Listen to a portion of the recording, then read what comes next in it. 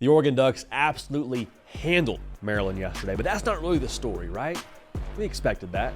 The story here, I think, is that Oregon has left zero doubt they are the most playoff-ready team in college football. If the playoffs started tomorrow, Oregon is primed not just to make a run, but to make a deep run, potentially win the whole darn thing. We'll talk about it right now. If you're an Oregon Ducks fan, make sure you are subscribed right here to the On3 YouTube channel. We've had a lot of y'all get dialed in over the course of the last month or so. Thank you for that. If you're a Duck fan or a college football fan and haven't subscribed yet, we'd love to have y'all. So let's go back to what I just said at the top of this thing. Oregon is a team that I personally right now feel the best about to make a deep college football playoff run if the playoff were to start tomorrow. What have we said throughout really the entire season and offseason on this show about what it would require to make a deep run and win the national championship in this new 12-team format? You need quarterback play, you need trenches, you need consistency. All three things that I think Oregon checks the box with in flying colors. We'll start with the quarterback. Dillon Gabriel has been dialed in. He's progressed. More on that a little bit later in this segment. But the thing with Dillon Gabriel and the level he's playing at right now, the reason why I feel so good about Oregon in a playoff scenario, when you get to the playoff, listen, I love Maryland and I appreciate what Illinois has done this season, but like Oregon has a better roster night and day than all those schools, right? When you get back to the game against Ohio State, or when you play a call to Georgia or an Ole Miss or a Texas or whoever, it's going to come down to which quarterback on that specific day, with roster talent being similar, can elevate their team. The experience of Dillon Gabriel and the way that he's playing within this system right now, the way that he's not making mistakes like he did early on in the year, the way that he's not taking sacks, the way that he's getting the ball where it needs to go on time and in a hurry, the way he's improvising, all those things to me combined to where Dillon Gabriel right now is the reason why you should feel real good as an Oregon Duck fan about your ability to make a deep playoff run.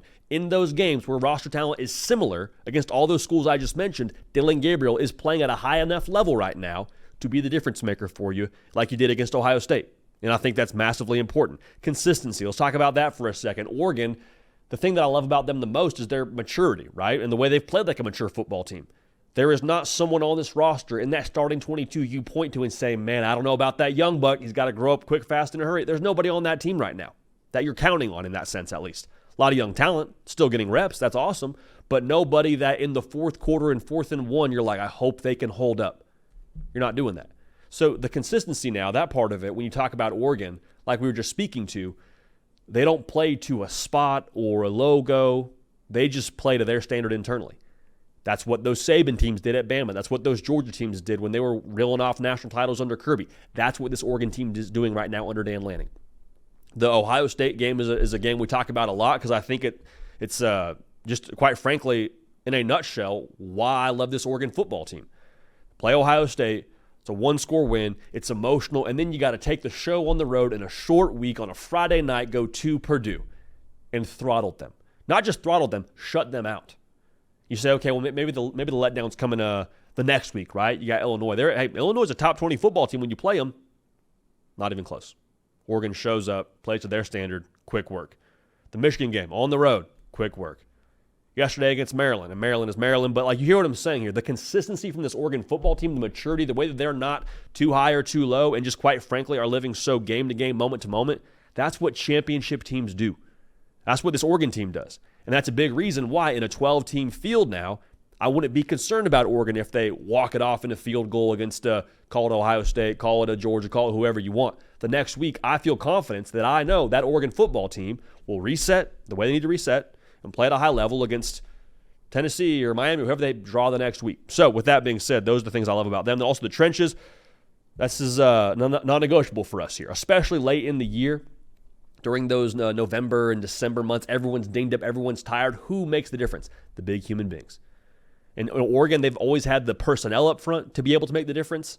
But right now, you're starting to see it, I think, show itself a little bit more. Oregon on the year now, averaging 5 yards a carry on the ground. Okay, for those y'all keeping track at home, that's going to be more than good enough to get to where they want to go. Then when it comes to what they're doing defensively, they're allowing 16 points a game, allowing 4.7 yards a play.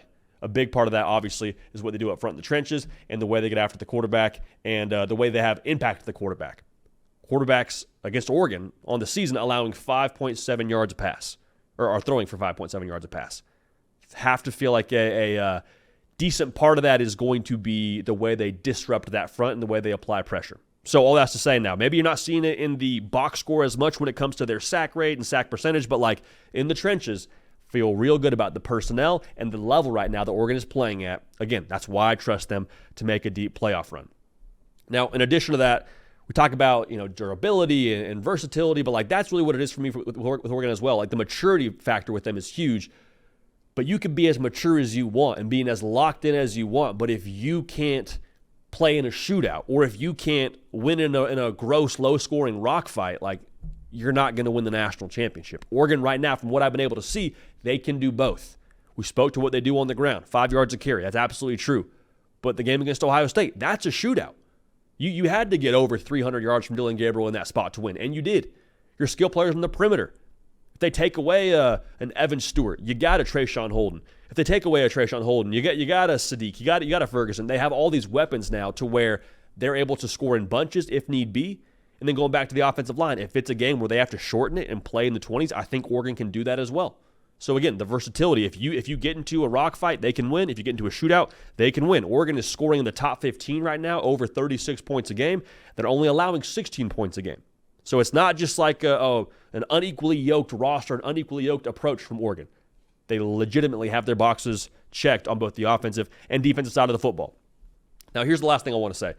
There is zero reason for me to believe that Oregon is done trending up, because I think that would be your concern if you're disagreeing with what I'm saying about Oregon being the most trustworthy / playoff-ready team in college football right now. You'd say, well, I don't know if the game against Maryland really checks the box for me when we talk about the rigor, if you will, competitively for Oregon. I want my college football playoff contenders to have a little bit of a ramp-up period in the regular season and then play some tough opponents at the end of the year and then jump into the college football playoff running hot.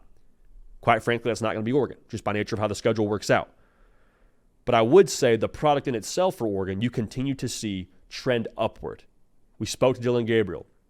Early on in the year, those first 2 games, sacked 7 times. Since then, he's been sacked 3 times.